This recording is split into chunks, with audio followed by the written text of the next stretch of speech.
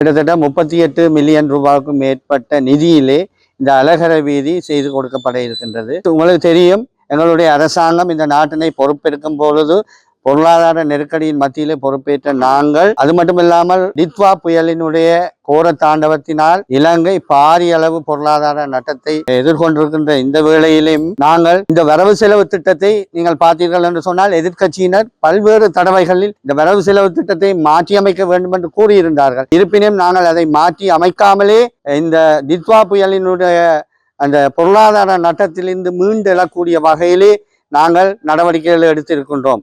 கிட்டத்தட்ட எங்களுடைய ஆட்சி காலத்திலே பல்வேறு எங்களுடைய வசதி வாய்ப்புகள் சௌகரியங்கள் அனைத்தையும் ஒருத்து மீதப்படுத்தி கிட்டத்தட்ட 1.5 டிரில்லியனுக்கு மேற்பட்ட ரூபாய்களை நாங்கள் எங்களுடைய திரைசேரியில் வச்சிருந்தோம்.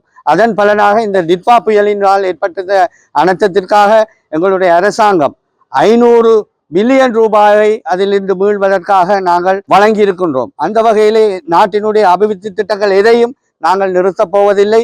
இன்னும் மேலும் நாங்கள் அதை செய்து கொடுக்க போகின்றோம். அந்த வகையிலே இந்த கூமாங்குளம் பிரதேசமானது கிட்டத்தட்ட 1700க்கும் மேற்பட்ட குடும்பங்கள் வசிக்கின்ற ஒரு பாரிய ஒரு கிராமமாகும். இந்த கிராமத்தினுடைய இந்த வீதி இன்றைய தினம் வைக்கப்பட இருக்கின்றது செய்வதற்காக.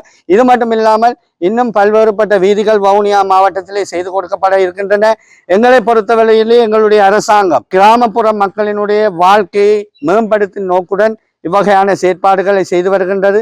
விசேடமாக வடக்கு மாகாணம் கிட்டத்தட்ட 30 வருட காலமாக யுத்தத்தினால் பாதிக்கப்பட்டு பொருளாதார ரீதியாகவும் ஏனைய உட்கட்டமைப்பு வசதி ரீதியாகவும் மிகவும் மோசமான நிலையிலே காணப்பட்டிருக்கின்றது.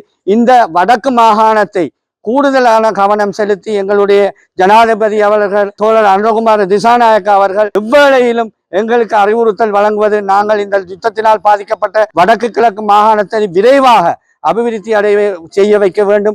அதற்காக எங்களுடைய அமைச்சர்கள் அதே போல பாராளுமன்ற உறுப்பினர்கள் அனைவருக்கும் அவ்வப்போது ஆலோசனைகளும் வழிகாட்டல்களும் வழங்கப்படுகின்றன. அந்த வகையிலே இன்றைய தினம் இந்த வீதி அமைக்கப்பட இருக்கின்றது. இது மட்டுமில்லாமல் இது கடந்த வருடத்துக்குரிய நிதி 2026ஆம் ஆண்டுக்குரிய நிதியினூடாக கிராமிய அபிவிருத்தி கிராம பாதைகளை அபிவிருத்தி செய்வதற்காக 24,000 மில்லியன் ரூபாய்களுக்கு மேல் ஒதுக்கப்பட்டிருக்கின்றன.